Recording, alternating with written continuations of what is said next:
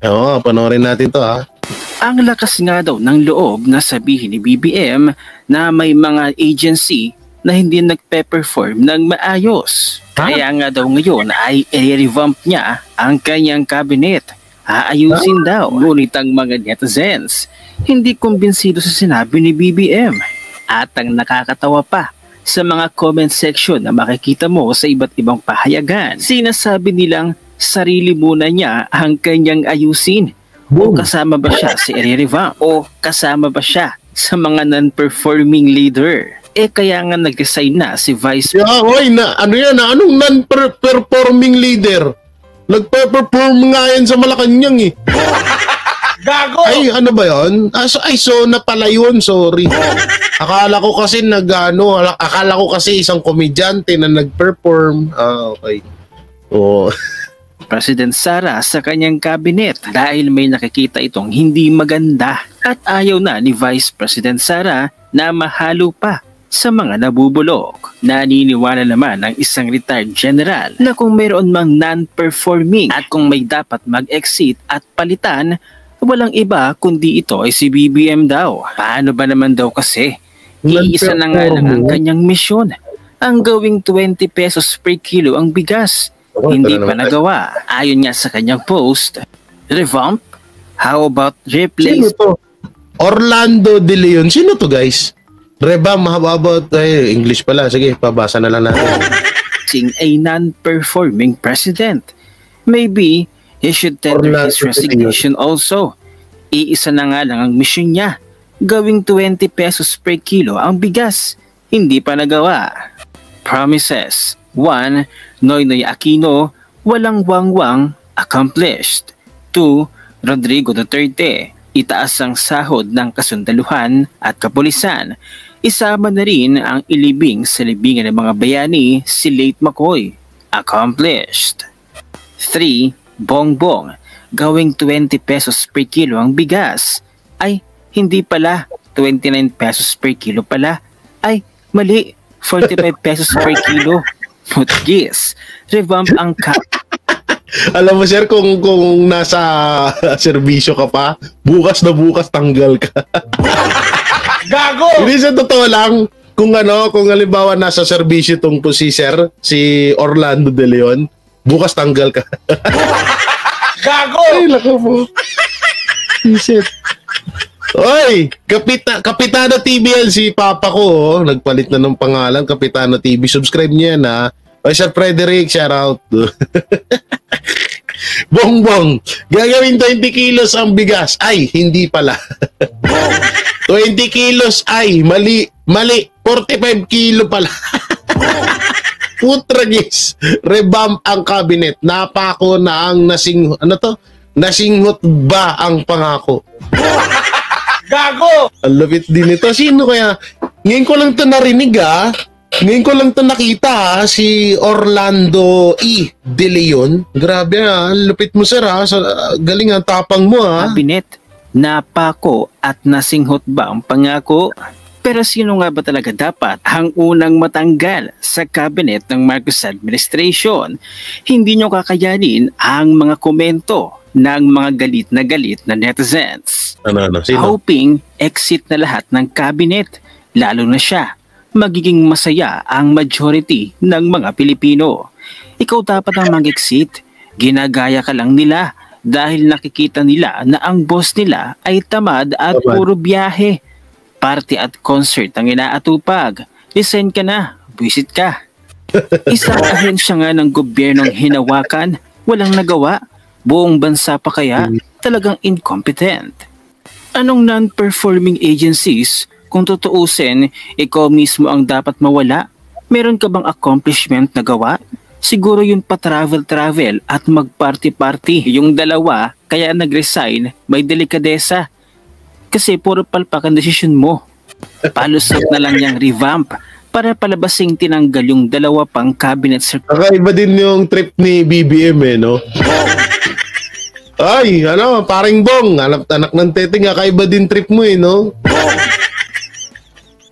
Hindi napapansin ko dito kay BBM, ang hilig katulad nung about dun sa Yolanda, diba? pinuna niya si PRRD, samantalang nasa 80% ang nagawa at natulong sa Yolanda, at nung panahon pa na, at iba pa yung panahon nung mayor pa lang siya ng Davao, hindi pa siya nagiging presidente. Ang hilig mong mamuna, BBM, ng mga ganito-ganito, katulad nga, i-revamp. Yung sa Yolanda, ay hindi pa kasi tapos ng ano, alam mo yun, ang hilig niya maghanap ng damay. Gago! Hilig mo manghanap ng damay, pero hindi naman nakikita sa sarili mo.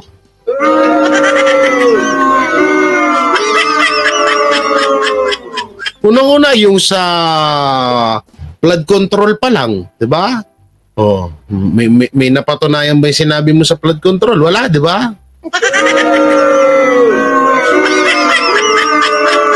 Ang hilig niyang mamuna, no? Ang hilig niyang mamuna na kesyo ganito, kesyo ganyan, sisi dito, sisi doon. Pero yung sarili niya, yung sarili mo, di mo ba nakikita? Huwag mo sabihin na walang salamin sa inyo. Gago! Anak ng teteng naman yan, no? Rebam. Alam mo, ganito yan. So, ibig sabihin, hindi ka sinusunod ng mga kaalyado mo? Ganun ba yon? Hindi ka sinusunod ng mga kaalyado mo, kaya gusto mo i-rebam? Kasi ganito yan eh. Kung gusto mo talaga mabago ang Pilipinas, baguhin mo muna sarili mo. Gusto mong baguhin ang Pilipinas pero wala ka sa ayos. Gusto mong baguhin yung Pilipinas pero yung sarili mo ay mong baguhin. Gago! Sorry Pangulong Bongbong Marcos pero anak ng teteng naman kung gusto mo ng revamping, sinasabi mo kung totoo man yan, ikaw mismo sa sarili mo muna simulan yan. Una-una, binoto ka namin eh. Diba? Binoto ka namin dahil ang pangako mo sa amin ay mapapaunlad mo ang bansa. Ano nangyayari ngayon? Puro gulo. Gulo dito, gulo doon. Party dito, travel doon. Gago!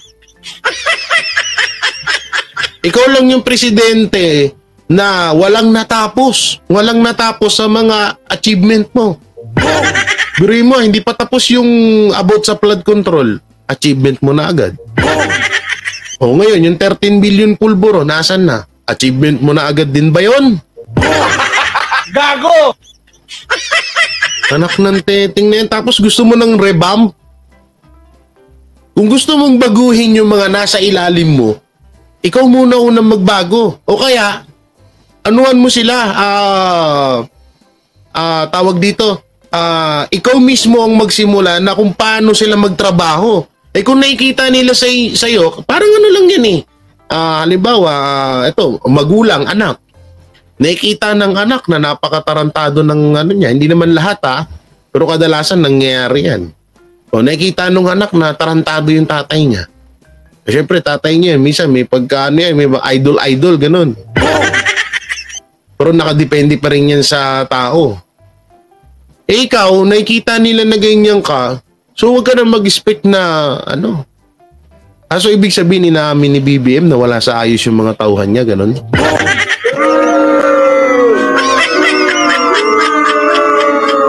Galing mambola nito ni BBM, Secretary na nag-resign.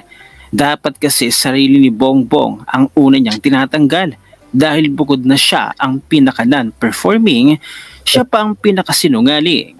He should be the one to resign and exit for the sake of the welfare of Filipinos.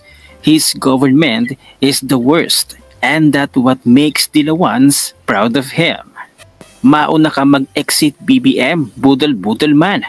Ikaw ang numero unong non-performing plus the glaring massive corruption in your evil government. Lahat kayo dyan dapat mag-exit. Kayo ang salot sa lipunan, mga pahirap sa Pilipino. Nililimas nyo ang hard-earned taxpayers' money. At ngayong nilaglag na ng DPWH ang Marcos administration na wala naman para talaga silang plano o walang flood control dahil ang flood... At eto nga yan, eto yan, isisingit natin. Eto yan, ito yung video na yan, eto, asan yan? Asan na yan? Where na you? Where na you dito na mi? Ito yan, oh. Ito yan, oh. Ito. Oh, tingnan nyo. Panoorin nyo. Ito yan, oh. Asan na yun? Asan na? Asan na yun? Oy, lumabas ka. Di ba't hindi kita makita-kita? Flood control. Ito yun, oh. Oh, ha? Oh. Wait lang. Banggit po ng inyong kapatid na si PBBM during his SONA, 5,500 flood control projects. Were completed. And yet, much to your disappointment, only to realize nga that there was no master plan. So what was that 5,500 flood control projects based on your investigation yesterday? Well, kahapon, naging maliwanag na yung 5,500, yung mga dati pa yun. At saka tagpi-tagpi lang yun, yung mga na-delay, hindi na tapos. Mga dati pa yon. Gago! Tapos ang masaklap dito, no? 5,500 flood control kasama pa pala kasama pa doon yung mga project ni PRRD. Gago! Nung COVID. Tapos maliliit ang tawag niya. COVID, panahon ni PRD nga. Tama nga ako. Gago! Immediate relief. So, ibig sabihin, tagpi-tagpi, repair, ganyan, Parang first aid. pinagdutong-dutong. Parang pang first aid. Band-aid. Ganon. Ganon lang. Tapos, kawawa nga si Secretary pagkat, nung tinanong ko, paano yung mga malakihan? Yeah. Kung puro pansamantala yan at yan maliliit. Sabi niya, siniro yung budget ng lahat ng foreign assisted. Sabi, nagtingin lang kami sa Senate. Pero, saan napunta yung pera na yun? Gago! Lahat ng malalaki nating project, yung malakihan talaga na floodgate at saka yung mga dike, yung mga matipinong yung capital outlay, nangungutang tayo. Minsan may pakinabang din ng bunganga ni Amy Marcos, no? Gago! Hindi, minsan talaga may pakinabang din yung bunganga ni Amy Marcos. Nilaglag na nga doon sa Senado, nilaglag pa rito sa interview, hayop. Gago! O di kaya may halong grant at saka loan. Tapos may counterpart yung Pilipino. Yung counterpart, zero for the last 2 years. Kanino kasalanan yun na hindi nagtokay? Di ba kayo din po sa nag-uumpisa sa executive with the NEP? Saan galing with the NEP, sa Congress. Nung dumating yung budget ng Yoy! Sa Congress daw nagsimula. So, ibig sabihin, alam na this. Gago! Alam na this, ha? Alam na. Hindi tinanggi, ha? Hindi, dito to naman siya sabi ni Senator Raimi. Hindi naman talaga sa Senado nang gagaling yan. Dadaan muna yan sa Congress. So, sino yung mga nasa Congress? Ayoko na magsalita. Gago! So, ibig sabihin, putang ina, tingnan nyo kasi nungalingan ng administrasyon natin, ipinagyabang sa SONA yung 5,500 flood control, tapos, hindi pala totoo. Gago! Ano kung nantiting namang katarantaduhan to? 2023 at 2024, wala na, zinero yung entire budget for foreign assisted. But this Paano nangyari yung 5,500 na sinasabi ng kapatid mo? Gago! Ngayon gets ko na kung bakit nasabi ni Gadon na haka-haka ang kahirapan sa Pilipinas. Dahil yung boss niya, haka-haka din yung 5,500 na flood control sa Pilipinas. Ang galing. Gago! Ang lupit, no? Iba din eh. Iba din tama mo eh. Yan ang the Senate problema. also has the power to put an item Yun for na nga, foreign assisted. Ang control compromise projects. na lamang linagay sa unprogrammed, which means kapag may extra funds, kailanman di naman tayo nagkakaroon ng extra funds. Yung 90 billion. Zero. Yung 90 billion from Awa talaga PhilHealth. ako kay Secretary kasi wala nga siya ma-produce. Yeah. Yung mga master plan, yun nga, pira-piraso. Kung sino masigasig na mayor or governor, meron siyang master plan tapos ipupursige ng mga congressman para mapondahan. Pero yung iba, no rhyme or reason eh. Kasi kung ano lang maisip ng local engineer, kung sino yung provincial engineer. Syempre, limitado rin ang pondo, limitado rin yung pagpaplano. Micro. It's Very not a micro. macro approach, no? Yeah, tsaka Filipino style, tingi-tingi, ever. Ayun. Kailan lang binabanggit namin na nung panahon daw ni Pinoy, no, administration, meron daw master plan na for flood. Well, ang totoo, may master plan ng Metro Manila 2012 eh. Unang-una, inutos na yan ng Korte Suprema noong 2008. Yung Mandamus ruling na sabi kailangan i-align lahat ng budget. Manila Bay. At nakakatuwa pa yung Korte Suprema, sinabi talaga na maaring mag-sweep. Ano kaya, wait lang, maputol ko kayo. Ano kayang feeling nung panahon ng SONA ni BBM nung nakaraan? Tapos ano kayang feeling dun sa mga tao na nandun na todo hiyaw, todo palakpak sa sinabi ni BBM about flood control? Nakakahiya siguro, no? Gago! Nakakahiya siguro sa pakiramdam, no? Utangin na. Siguro sa isip-isip ng iba doon, tangin na. Tumawa pa tayo. Pinalakpakan natin, tapos haka-haka lang pala yun. Gago! Diba? Tangin na, gumaganong-ganon siguro yung mga iba doon. Tana, nahagip pa ako sa camera na pumapalak pa ako. Tapos haka-haka lang pala yun. You feel, O, pangalawa, pang ilang beses na to, guys. Yung una, panahon na ang naningil kay BBM. Pinagyabang niya yung flood control sa SONA niya, 5,500 daw, at yung iba ginagawa pa. Tapos kinabukasan, bumagyo, bagyo na kukonti lang naman din yung ulan, no? Tapos nung sumunod, eto na, DPWH na ho ang nagsabi na Gago! ay, DPWH po ang talagang umaming, walang anong title ito, wait lang. Umaming walang integrated flood control master plan. Gago! Ay, naku po! Timing sa Manila Bay. Dapat ganun ang Ganun ang level. Ang peg niya, Paris Olympic Sen. Ito, totoo itong sinabi ni SDRD, ha? Oh, hindi nagtatrabaho si BBM. Ayoko nang basahin yung kasunod, no? Hindi nagtatrabaho, parang talaga. Parang hindi nagtatrabaho. Kasi ito, isipin nyo maigi. Nung panahon ni RRD, kaya nga lagi niyang pinapayo kay BP Sara na kung maaari, huwag kang tumakbo bilang presidente kasi sobrang matrabaho yan. Diyan ako nagkasakit, kaya nga ako nangayayat ngayon eh. Yun yung sinabi ni PRD. So ngayon, siguro, etong si BBM, yung trabaho na karapat dapat gawin ng isang presidente, hindi niya ginagawa kasi hindi alam ni BBM na itong flood control na to ay haka-haka lang. Gago! Kaso posible, no? Biruin mo, pangalan mo ang nakasalalay. Ha? Ikaw yung mapapahiya. Tapos hindi mo alam na mapapahiya ka pala bandang huli.